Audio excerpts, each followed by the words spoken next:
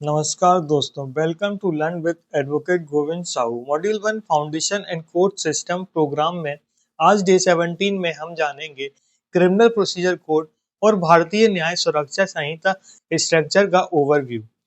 Criminal procedure code भारतीय न्याय सुरक्षा संहिता को लोग पनिशमेंट का लॉ समझते हैं।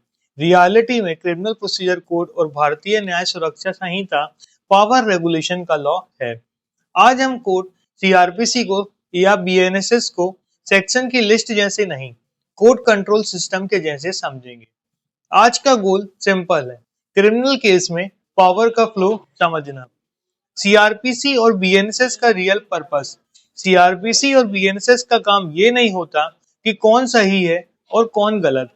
सीआरपीसी और बीएनएसएस का काम होता है, पहला पुलिस पावर को रेगुलेट करना, दूसरा सिटीजन राइट को प्रोटेक्ट करना, तीसरा क्रिमिनल प्रोसेस को डिसिप्लिन में रखना।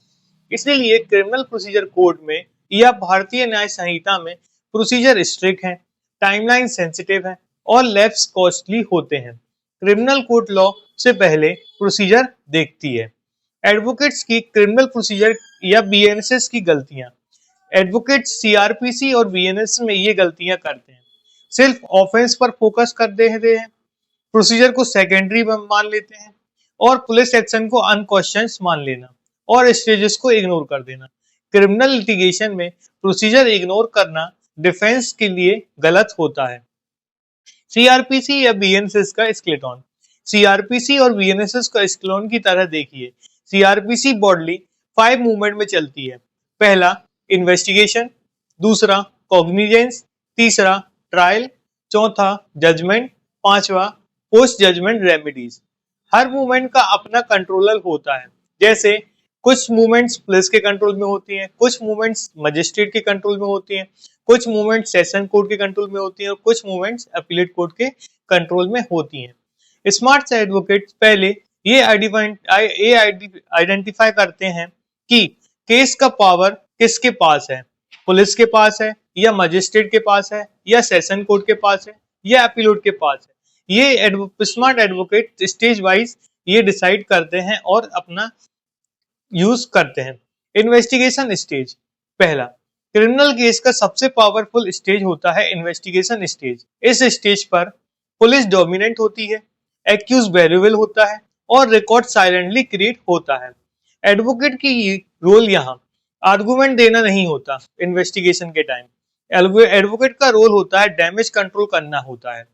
जो एडवोकेट इन्वेस्टिगेशन के स्टेज को इग्नोर करता है, ट्रायल स्टेज में हेल्पलेस हो जाता है। सेकेंड कॉग्निजेंस और ट्रायल स्टेज। कॉग्निजेंस का मतलब होता है कोर्ट का ऑफिशियली केस को एक्सेप्ट करना। इस स्टेज पर कोर्ट पुलिस के रिकॉर्ड को देखती है, मेंटेबिलिटी चेक करती है कि मेंटेबिलिटी है या नहीं है और ट्रायल के गेट को ओपन करती है। ट्रायल स्टेज में एविडेंस का गेम स्टार्ट होता है, प्रोसीजर लीकेज होती है और मिस्टेक्स इरिवर्सिबल होती हैं। ट्रायल स्टेज में प्रोसीजर तोड़ना डायरेक्ट अपील ग्राउंड बन जाता है। Post judgement flow. जजमेंट के बाद भी सीआरपीसी और बीएनएसएस खत्म नहीं होती। यहाँ आता है appeal, revision, suspension of sentence, bail during appeal.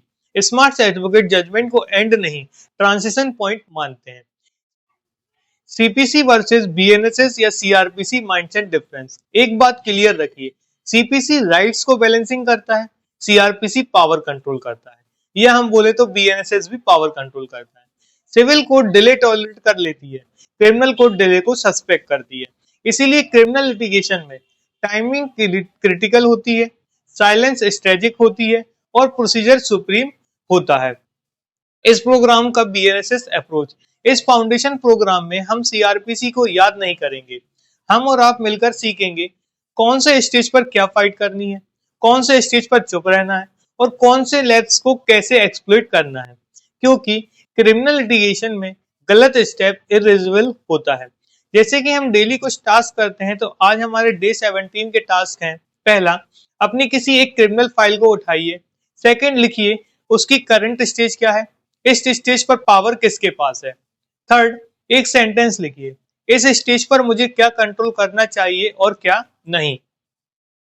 कल हम इंडियन एविडेंस एक्ट का स्ट्रक्चर के एंगल से देखेंगे, क्योंकि एविडेंस बिना प्रोसीजर सिर्फ कहानी होती है, याद रखिए। सीआरपीसी, बीएनएसएस एक लॉ नहीं, पावर का मैप है। Thank you for watching learn with advocate Govind Sahu.